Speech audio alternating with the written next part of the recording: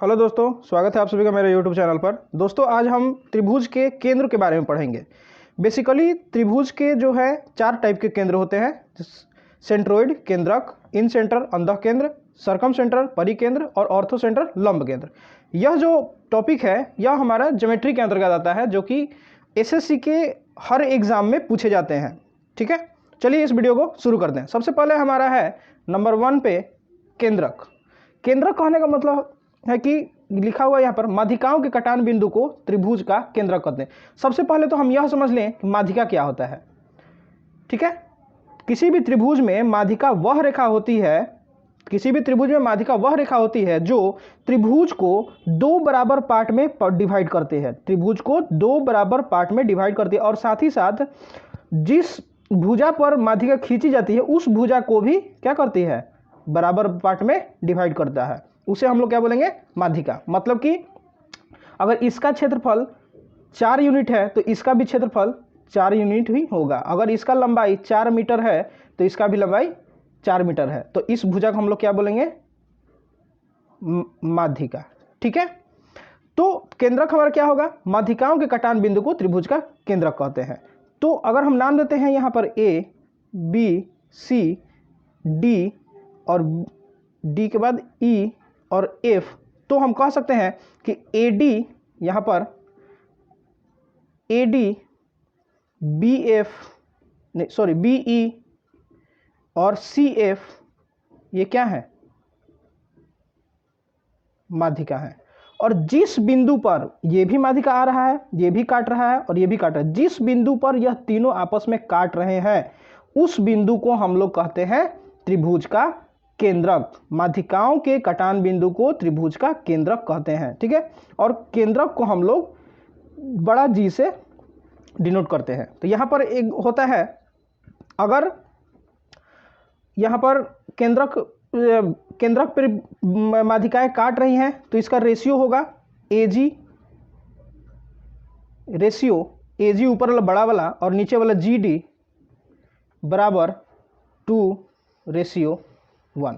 ठीक है, उसी तरीके से बीई बीजी रेशियो जीई बराबर 2:1 और उसी तरीके से CF ratio CG ratio GF equal to 2:1। ठीक, अंतः केंद्र। अंतः केंद्र क्या है, कोण समद्विभाजक के कटान बिंदु को त्रिभुज का अंतः केंद्र कहते हैं। पहले एक त्रिभुज बनाते हैं। मान लीजिए कि इस त्रिभुज का हमारा माप है, हम मानने के लिए बोल रहे हैं 80 डिग्री है। ठीक है, और एक ऐसी भुजा हम लोग खींच रहे हैं, ऐसी भुजा हम लोग खींच रहे हैं जो इस वाले और इस दोनों पूरे बड़े वाले कोण को बराबर बराबर डिवाइड कर रहा है। मतलब कि ये भी 40 डिग्री होगा और ये भी 40 डिग्री होगा। तो इस तरीके के रेखा के कटान बिंदु को इधर भी इस वाले सेक्शन को भी आधा आधा बांटेगा। ठीक है, और इस वाले को भी आधा आधा बांटेगा, इस वाले को भी कोण को आधा आधा बांटेगा। तो इस तरीके के कटान बिंदु को, जो रेखा जो खींच रहे हैं उसके कटान बिंदु को हम लोग क्या बोलते हैं, अंतः केंद्र। ठीक है, अंतः केंद्र एक और तरीके से समझ सकते हैं कि यदि त्रिभुज के अंदर कोई वृत्त बना हुआ है, तो अगर त्रिभुज के अंदर कोई वृत्त बना हुआ है तो उस वृत्त के सेंटर को हम लोग क्या बोलेंगे, इस वृत्त के सेंटर को हम लोग क्या बोलेंगे, अंतः केंद्र। ठीक है, तो ये अगर वृत्त है हमारा तो क्या ये हमारा आर हो जाएगा, रेडियस, ये भी यहाँ पर आर हो जाएगा रेडियस, और ये भी हमारा पर क्या हो जाएगा, आर हो जाएगा रेडियस। ठीक है दोस्तों, तो ये हमारा अंतः केंद्र। अंतः केंद्र में हम एक फॉर्मूला होता है आर इक्वल टू लेमडा बटा में छोटा एस, छोटा एस या एस, इसको आप लोग याद रखिएगा। यहाँ पर लेमडा इक्वल टू होता है त्रिभुज का क्षेत्रफल बटा में छोटा एस मतलब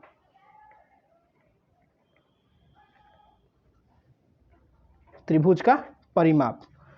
ये बार बार इस फॉर्मूले पे क्वेश्चन आता है, त्रिभुज का रेडियस दे देगा, त्रिभुज का क्षेत्रफल दे देगा, परिमाप पूछेगा, या त्रिभुज का क्षेत्रफल पूछेगा, रेडियस दिया रहेगा और अर्ध परिमाप दिया रहेगा। ये यहाँ पर परिमाप नहीं, अर्ध परिमाप।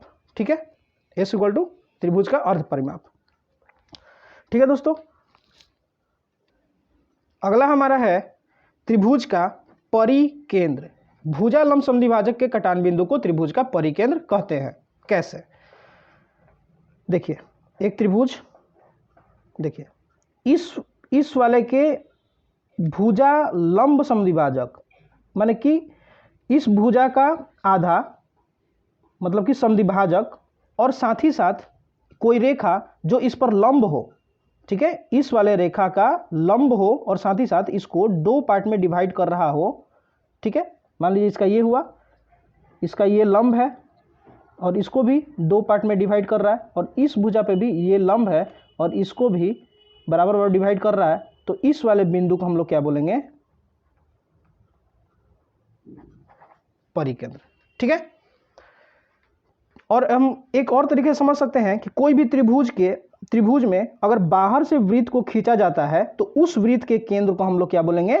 त्रिभुज का परिकेंद्र। कोई भी त्रिभुज में अगर बाहर से त्रिभुज खींचा जा रहा है और उसके तीनों साइड्स को, तीनों वर्टेक्स को टच कर रहा है, तो उसे हम लोग बोलेंगे, उस वृत्त के केंद्र को बोलेंगे हम लोग क्या? परिकेंद्र। ठीक है, परिकेंद्र में यहां से इस वाली दूरी को हम लोग क्या बोलेंगे? अगर परिकेंद्र है तो परिकेंद्र, अंतः केंद्र में हम लोग छोटा आर लिखे थे, यहां पर हम लोग लिखेंगे बड़ा आर। ठीक है, ये भी क्या है हमारा? बड़ा आर, और ये भी हमारा क्या है? बड़ा आर। और इसी भुजा को हम लोग आगे बढ़ा देंगे तो ये 90 डिग्री पर कटेगा, ये भी अगर आगे बढ़ा रहे हैं तो ये 90 डिग्री पर कटेगा, और ये भी आगे बढ़ा रहे हैं तो ये 90 डिग्री पर, साथ ही साथ ये दोनों बराबर हैं। ठीक है, तो क्या बोलेंगे? परिकेंद्र। भुजा लंब समद्विभाजक के कटान बिंदु को परिकेंद्र कहते हैं। इसमें हमारा फॉर्मूला होता है R = ABC by 4 लैम्डा। ठीक है, बड़ा R = ABC by 4 lambda. ABC कहने का मतलब भुजाओं का मल्टीप्लाई, मतलब ये अगर भुजा A है, ये अगर B है और ये अगर C है, तो इन भुजाओं की लंबाई का गुणनफल और 4 गुना लैम्डा, मतलब त्रिभुज का क्षेत्रफल। ठीक है, तो इसे हम लोग बोलेंगे परिकेंद्र। अगला दोस्तों हमारा है लंब केंद्र।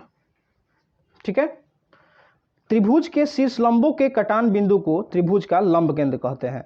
ठीक है, कैसे? देखिए, यहां पर नाम देते A B C D E F। तो AD जो है, AD BE और CF ये आपस में क्या है? लंब है। ठीक है, तो ये इस पर लंब है, जरूरी नहीं है कि इसको डिवाइड कर रहा है बराबर बांट में। डिवाइड कब करेगा? अगर लंब है और साथ ही साथ डिवाइड कर रहा है तो वो क्या हो जाएगा? परिकेंद्र हो जाएगा। यहां पर ये जरूरी नहीं है कि ये दोनों आपस में भुजा को, BC भुजा को ये बाइसेक्ट कर रहा है। ठीक है, तो AD केवल लंब होना चाहिए, ये भी लंब है इस पर और CF भी इस पर लंब है। तो इसके कटान बिंदु को, जहां पर तीनों भुजाएं आपस में इंटरसेक्ट कर रही है, इसको हम लोग बोलेंगे लंब केंद्र। ठीक है दोस्तों, आशा करता हूं कि आप त्रिभुज के चारों केंद्रों को समझ पाए होंगे। ठीक है दोस्तों, तो अगर वीडियो अच्छा लगा तो वीडियो को लाइक करें, मेरे चैनल को सब्सक्राइब करें, और भी topic wise, concept wise video के लिए। Thank you.